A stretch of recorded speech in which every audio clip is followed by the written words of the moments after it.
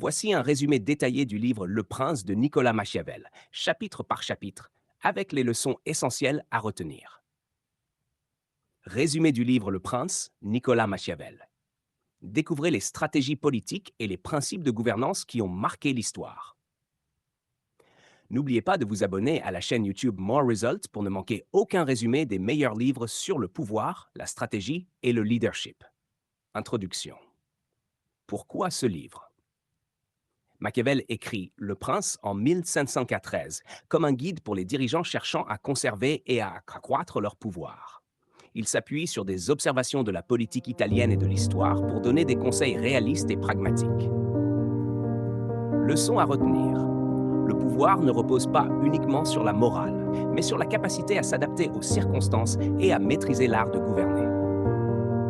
Chapitre 1-2. Les types de principautés. Idées clés.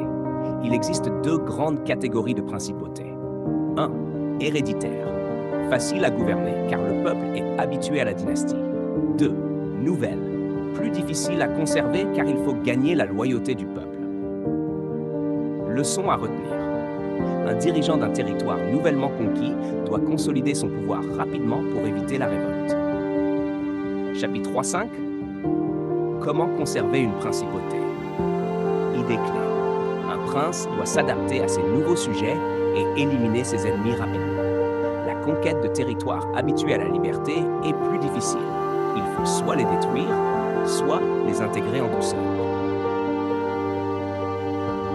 Pour garder le pouvoir, il faut être impitoyable envers ses adversaires et habile avec le peuple. Chapitre 6-8. La conquête du pouvoir. Idées clés.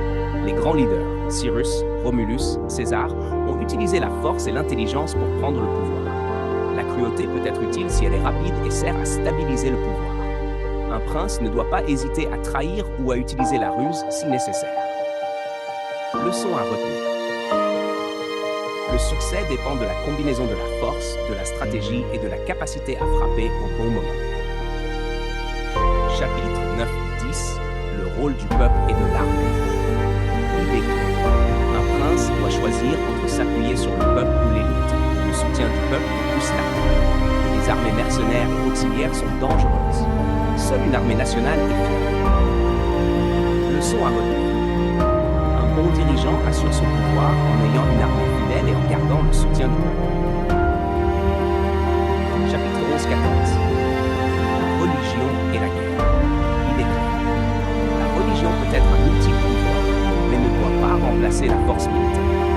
Un prince doit toujours se préparer à la guerre et éviter la faiblesse. Leçon à retenir. La prudence et la préparation militaire sont essentielles pour maintenir son pouvoir. Chapitre 15-18. Faut-il être aimé ou crainte? Idée clé. L'idéal est d'être à la fois aimé et craint. Mais s'il faut choisir, il vaut mieux être craint. La générosité excessive affaiblit un dirigeant, tandis que la sévérité impose le respect. La ruse est souvent plus efficace que la force brute. Leçon à retenir. Un leader efficace doit inspirer la crainte tout en évitant d'être détesté. Chapitre 19-21. Éviter la haine et manipuler l'opinion. Idée clé.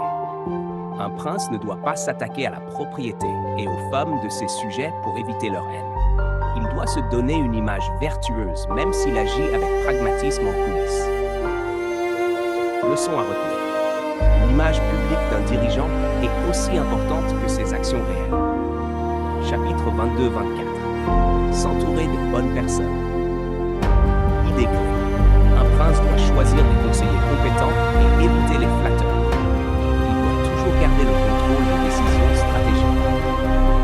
Leçon à retenir. Un bon leader s'entoure de personnes fiables et garde le pouvoir décisionnel. Chapitre 25. Le rôle de la fortune. Idée clé. La chance joue un rôle dans le succès, mais un dirigeant doit savoir s'adapter aux circonstances. Ceux qui prennent des risques ont plus de chances de réussir. Leçon à retenir. Il faut savoir profiter des opportunités et ne pas attendre passivement la chance. Chapitre 26. L'appel à un prince fort pour unifier l'Italie. Idée clé. Machiavel appelle à un leader charismatique capable d'unifier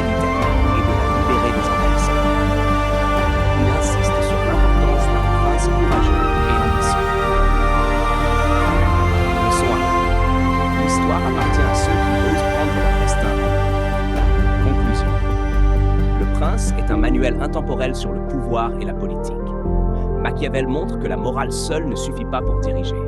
Il faut être stratégique, adaptable et prêt à utiliser tous les moyens nécessaires pour conserver son autorité. N'oubliez pas de vous abonner à la chaîne YouTube More Results pour découvrir plus de résumés des meilleurs livres sur la stratégie, la finance et le leadership. Quelle stratégie vous a le plus marqué? Laissez un commentaire et partagez ce résumé avec ceux qui veulent mieux comprendre le pouvoir.